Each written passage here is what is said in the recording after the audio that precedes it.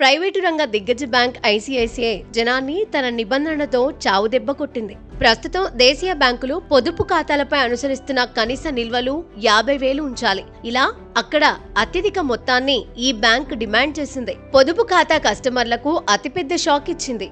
Saving అకౌంట్లలో minimum average balance మొత్తాన్ని అతి ఘోరంగా పెంచేసింది. మెట్రో, అర్బన్, సెమీ అర్బన్, గ్రామీణ బ్రాంచ్ ఖాతాదారులందరిపై ఈ పెంపు ప్రభావం ఉంటుందని ఐసిఐసిఐ బ్యాంకు తెలిపింది.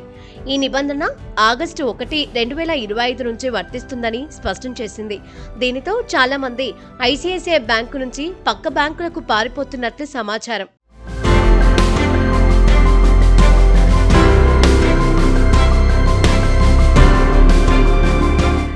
మారిన నిబంధనల ప్రకారం మెట్రో, అర్బన్ ప్రాంతాల్లో ఐసిఐసిఐ సేవింగ్ అకౌంట్ ఉన్నవారు ఇకపై తమ సగటు నిల్వలను కనీసం 50,000 ఉంచాలి.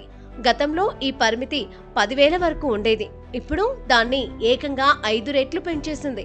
ఇక సెమీ అర్బన్ కస్టమర్ల కనీస సగటు నిల్వ మొత్తాన్ని 5,000 నుంచి 25,000కు పెంచింది. గ్రామీణ ఖాతాదారులకు 2,500 నుంచి 10,000కు పెంచేసింది.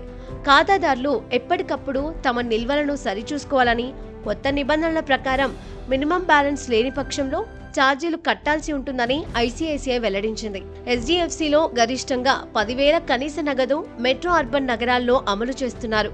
యాక్సిస్ బ్యాంక్లో అయితే ఈ మొత్తం 12,000గా ఉంది. మినిమం బ్యాలెన్స్ లేకపోతే ఆయా కస్టమర్ల నుంచి బ్యాంకులు కొంత మొత్తంలో ఛార్జీలు వసూలు చేస్తున్న సంగతి తెలిసిందే. ఈ దెబ్బకి ఆ బ్యాంకు జనాలు మూకుమ్మడిగా పారిపోయేలా ఉన్నారు.